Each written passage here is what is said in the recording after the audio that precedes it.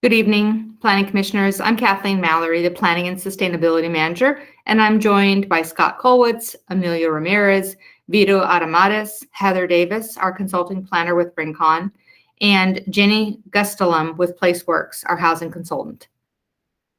This evening, we'll be discussing our housing element, and this will be a quick review.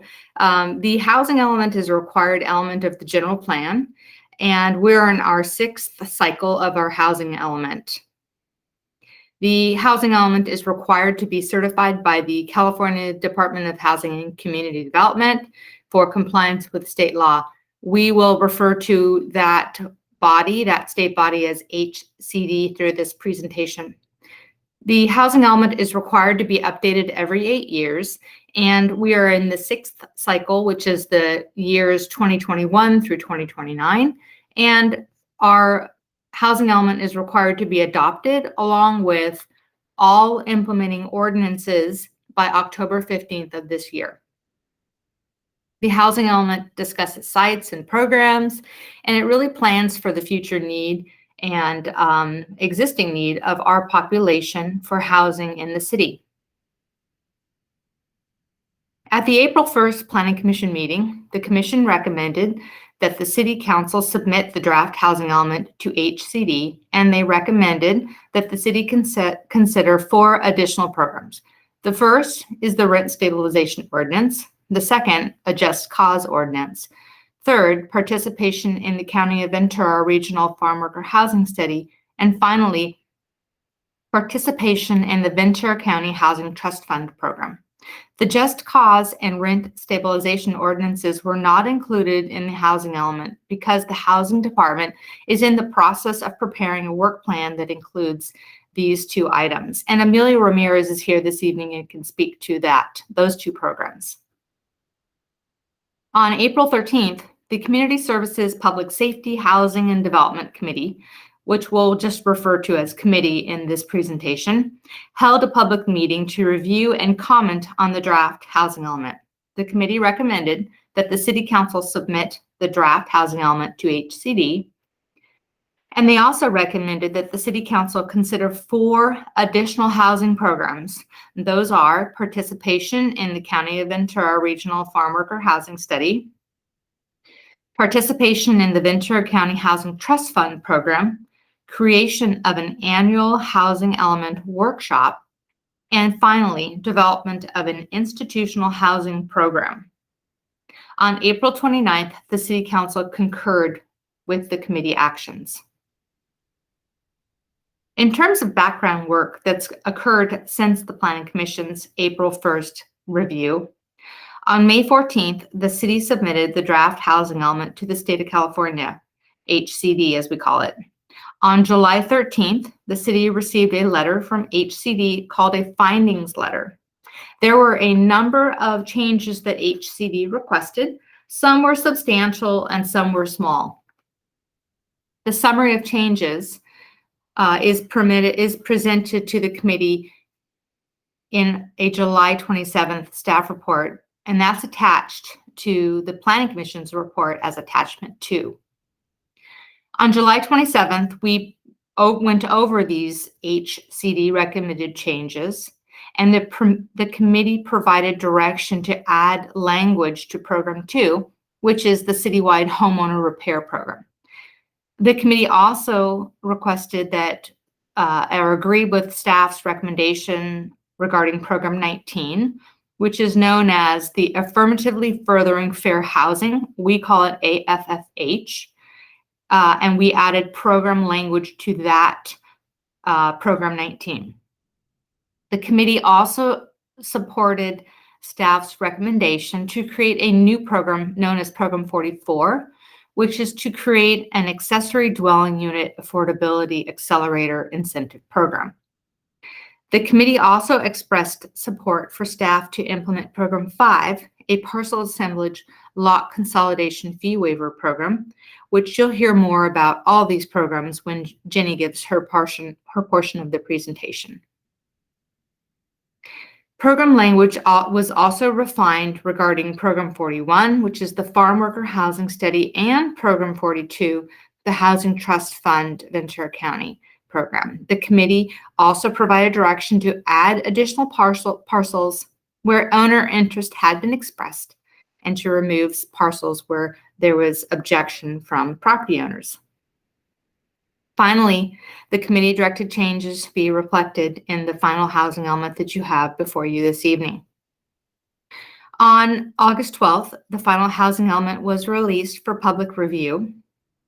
And then on August 18th, staff conducted a public meeting where 5 affordable housing advocates participated. There was no significant issues raised, and all comments were addressed. As a result of that input, staff will be recommending that the timing to implement Program 10, which is an update to the city's inclusionary ordinance, be moved up to early 2023. Since the Planning Commission's review of the element in April, there have been changes to the document. And the purpose of our presentation this evening is really to focus on those changes. The first change is we updated our Regional Housing Needs Assessment, or RHNA, table F3 in the element regarding site capacity. Specifically, the number of units the city anticipates accommodating in the lower income category through accessory dwelling units was reduced from 1,000 units to 490 units. This reflects a moderate level of change in staff's opinion. Second, in terms of site inventory, as mentioned previously, we removed parcels where we had property owner objection and we added a few new parcels. That reflects in staff's opinion a very minor change. Lastly, and probably the largest change, there were changes to housing element programs as a result of City Council direction and committee direction and HCD feedback. You can see a detail of the modifications between the draft and the final housing elements and the changes between the two in attachment 4 of this staff report.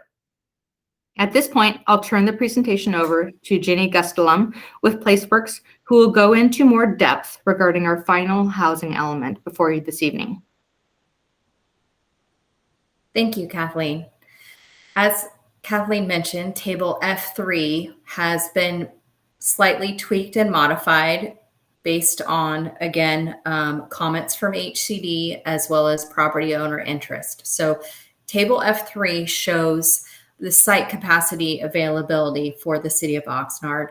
The biggest change being, as Kathleen mentioned, that we reduce the number of projected ADUs to 490. Again, any ADUs built will count towards the city's RHNA allocation in meeting the numbers moving forward. But as a conservative approach, we are projecting 490.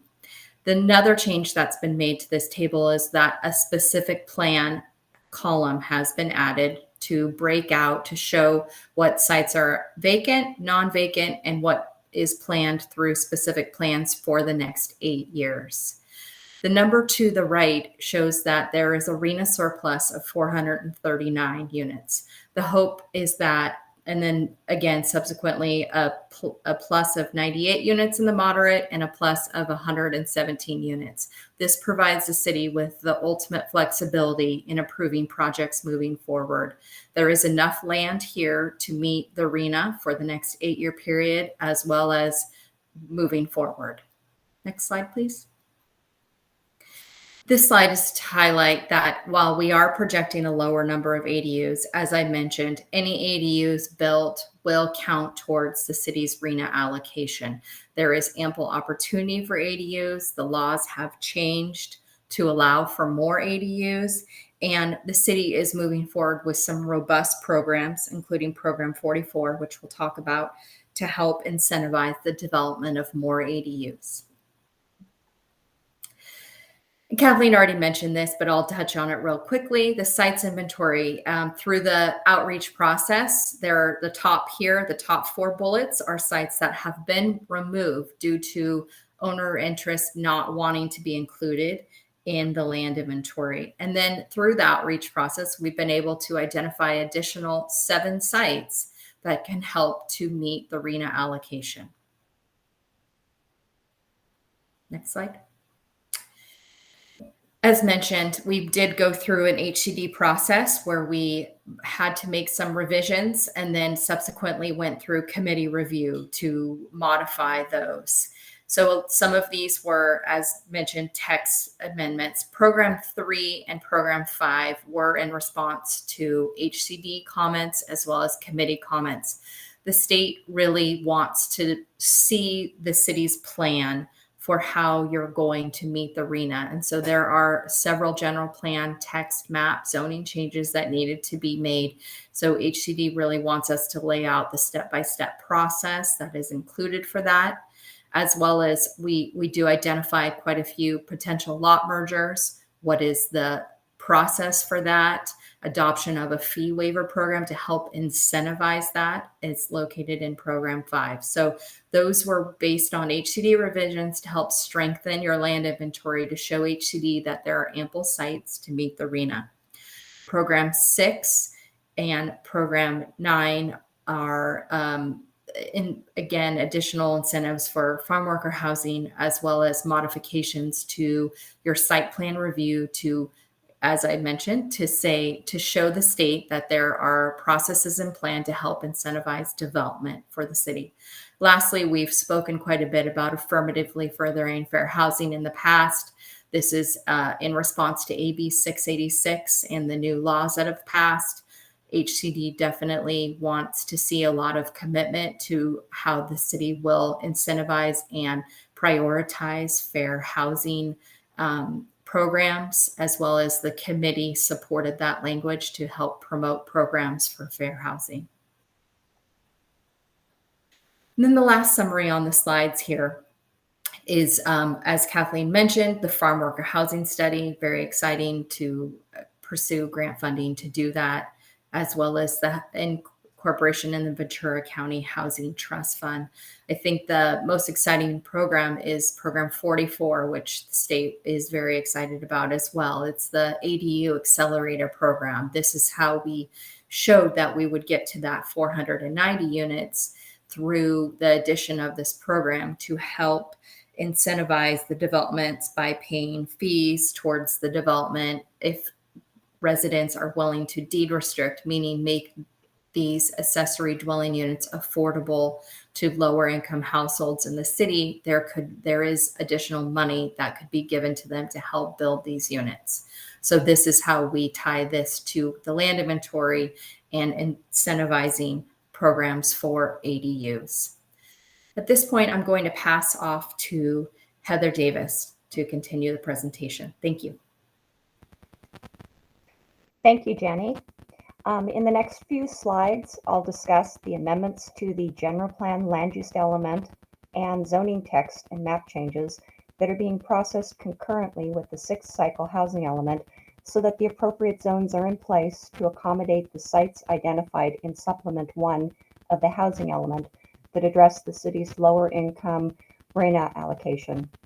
These sites must accommodate at least 30 dwelling units per acre, which is the default density defined by the state for jurisdictions in metropolitan counties. This density is intended to accommodate the economies of scale needed to produce affordable housing. To make this happen, the city will need to amend the general plan land use element text to allow default density in 2 land use designations and amend the land use map for 13 parcels. The city will also need to rezone approximately 110 parcels, predominantly by adding an affordable housing overlay or additive zone on top of the existing zoning that will allow the development of 30 dwelling units per acre. To accommodate this, the city will also need to amend 4 sections of the Oxnard City Code and create a new section, which we'll discuss further in the following slides. Next slide.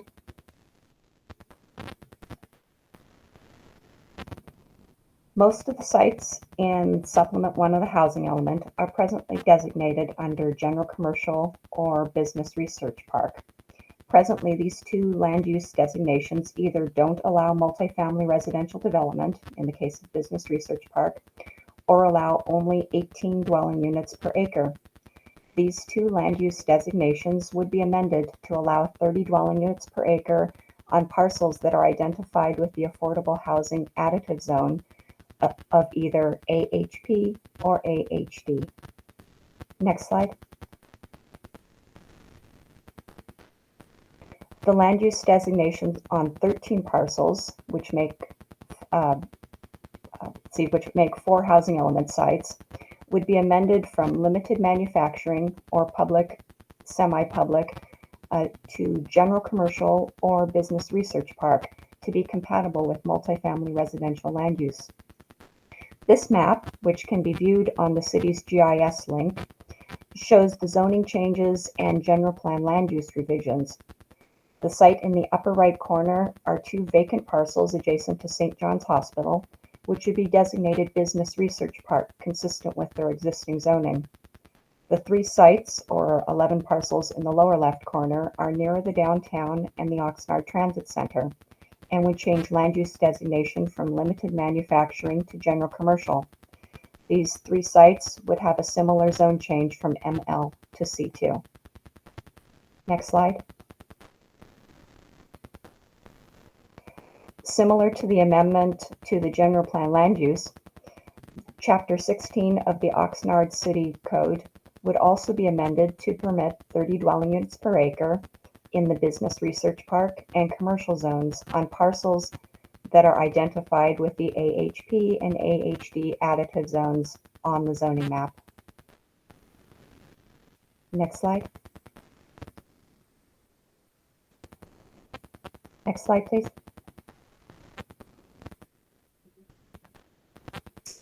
To comply with new state laws, prior slide, please. Yeah. To comply with new state laws regarding default density and by right development on housing element sites, in October of last year, the City Council directed staff to discontinue the Affordable Housing Opportunity Program, also known as AHOP, and to instead rezone select housing element sites to the state default density of 30 dwelling units per acre to reach the total 6-cycle RHNA for lower income allocation.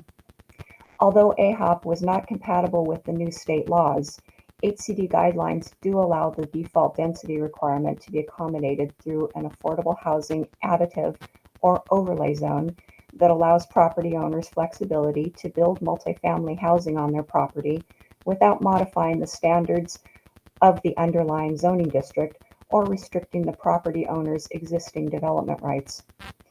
Since the majority of the housing element sites outside of the downtown are zoned commercial or business research park, and based on input from property owners, an affordable housing additive zone that allows 30 dwelling units per acre was determined to be the best option, as property owners could continue their existing use while developing a portion or all of their property with housing. Analysis of the housing element sites also revealed the need for 2 affordable housing additive zones. The state requires the city to rezone specific housing element sites that were in prior housing elements to allow by right development, provided that a minimum of 20% of units are restricted as affordable to lower income households. The state does not require the same by right provision for new housing element sites. Also, many of the new housing element sites are presently in industrial areas where discretionary oversight would be necessary to ensure compatibility with surrounding uses. Therefore, 2 affordable housing additive zones are proposed. One of them, Affordable Housing Permitted, or AHP, would overlay prior housing element sites to accommodate the default density by right. The other is the Affordable Housing Discretionary, or AHD, which would accommodate the default density on new affordable housing sites with discretionary review. Under the proposed ordinance in attachment 5D of your packet, both affordable housing additive zones would require projects built under this section to include a minimum of 20% of units as affordable to lower income households, and the projects would be subject to the city's R4 development standards and objective design standards included within the ordinance. Projects would also be eligible for increased density and concessions under the state density bonus provision. As a carryover from the AHOP program, multifamily projects that are 100% affordable to lower income households would also be eligible for a 10% adjustment to numerical standards such as setbacks and lot coverage, but not density, to ensure the requested density up to the maximum allowable for the site. The primary difference between the two additive zones is that sites with the AHP zone that meet the affordability requirements and the applicable standards would be approved ministerial under a new site plan review process, while sites in the AHD additive zone would be reviewed under a special use permit, which would be subject to approval by the Planning Commission. Next slide. The density bonus section of the Oxnard City Code presently requires Planning Commission approval on density bonus applications to accommodate by right projects ministerially and to remove a code inconsistency that presently requires all housing projects seeking density bonus to be reviewed by the Planning Commission, even when the underlying permit only requires director approval. And to improve efficiencies, the density bonus section would be amended to allow density bonus permits to be approved by the same approval authority as the underlying development permit. Also, to accommodate by right projects, a new ministerial site plan review process is proposed. Under the proposed ordinance in attachment 5F of your packet, the director will be the reviewing authority for site plan review to ensure compliance with objective development and design standards.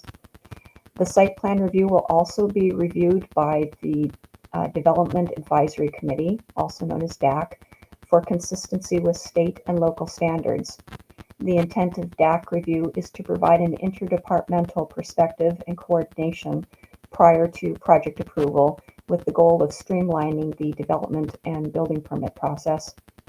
No public notification or public meetings or hearings would be required for the site plan review permits. Next slide. This slide provides a breakdown of the zone changes and a view of the city's GIS website link for zone changes.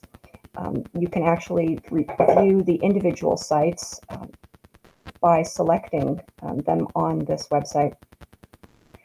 The city will rezone approximately 110 parcels, predominantly by adding an affordable housing additive zone on top of the existing zone, and by either rezoning the retiring AHOP or to AHP or adding AHD, and by removing AHOP overlay off of the prior housing element parcels that aren't part of the housing element.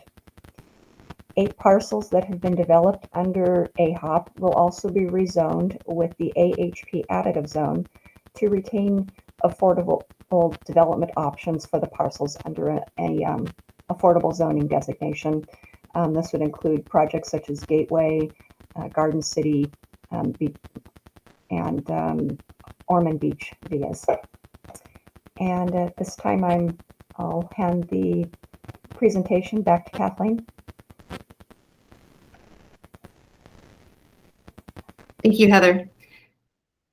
Public input on the housing element really helped inform the final housing element, and specifically in terms of programs that were presented.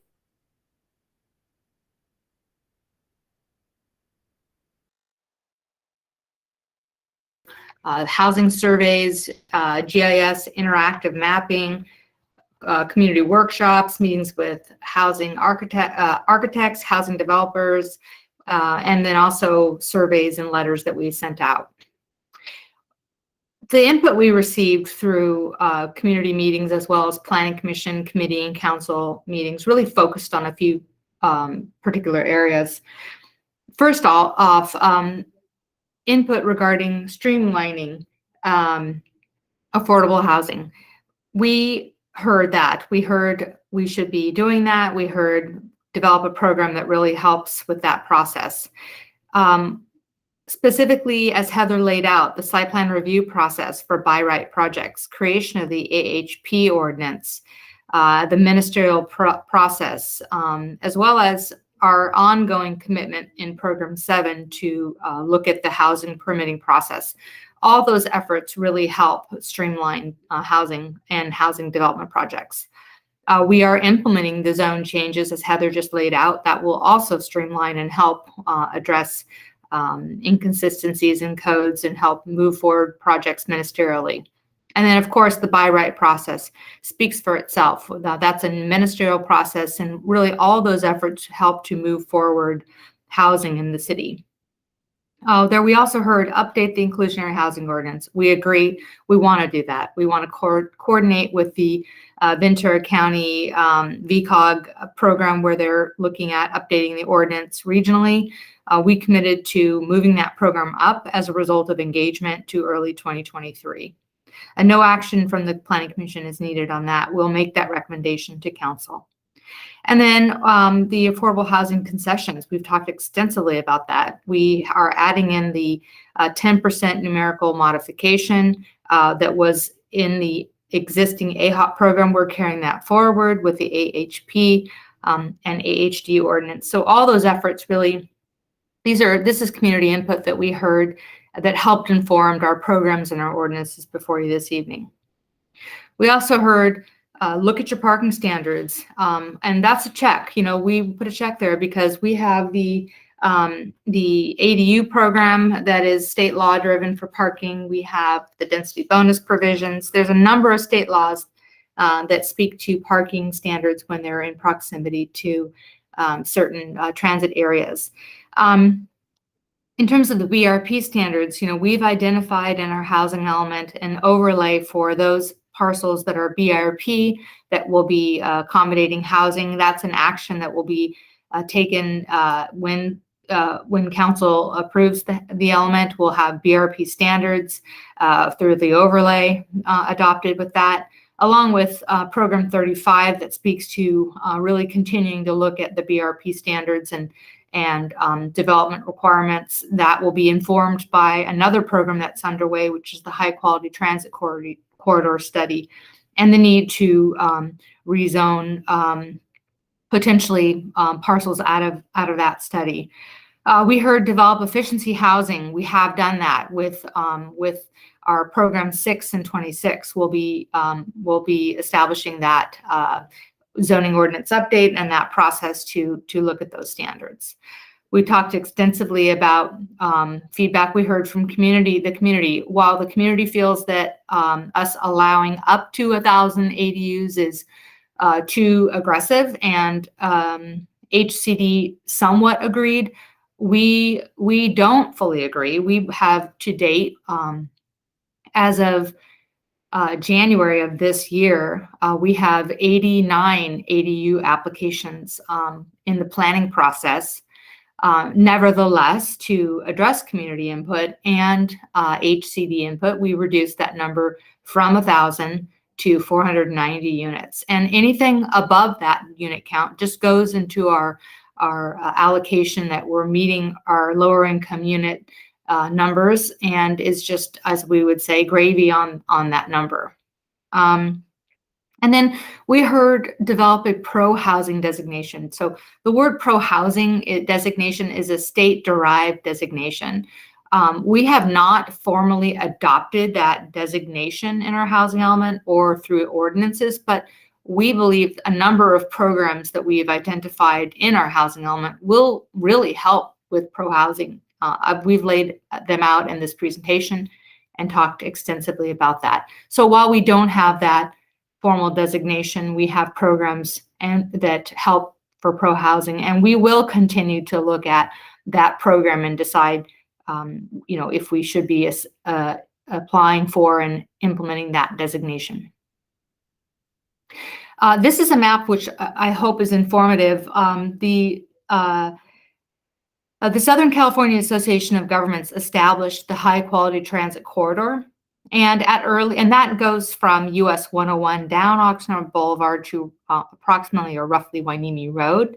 And at earliest in 2028, stops along that corridor are anticipated to have pickup and drop-off times of approximately every 15 minutes, according to Gold Coast Transit.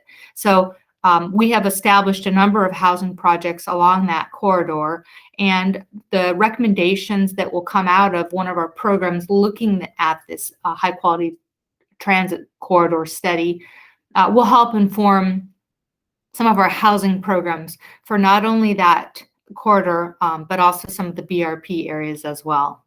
There's been considerable interest in the area considered the high quality transit corridor, so that's why we wanted to show this to the commission and the community. We've talked a lot about community engagement, so I'll just kind of hit some of the highlights. We're really excited at the level of engagement that we had from the community. We began very early in 2020. A number of folks and stakeholders, over 90, subscribed to our distribution on housing programs and community workshops. We had good participation. We had to flex and go virtual, but that seemed to really help because we could also interactively show maps, and instead of rolling out maps to have people mark up in paper form areas where they wanted housing, we could do that digitally, and it was a really exciting opportunity to be able to get good input. On the August 18th community meeting, we had some input, and we believe we've addressed most, if not all, of the comments from that meeting.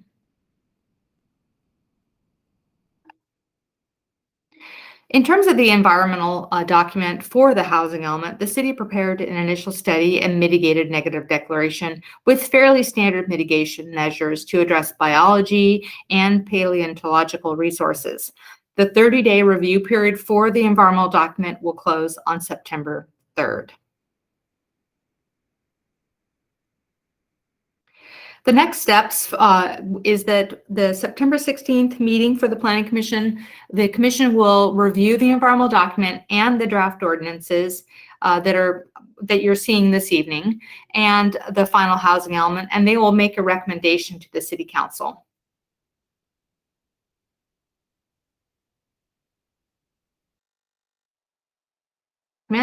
Including conducting a first reading of the ordinances, adopting a resolution approving the general plan land use element amendments, and adopting the final housing element. And then prior to that October 15th deadline, or by October 14th, the city will submit the final housing element to HCD for their certification. Thank you for listening to this very long presentation.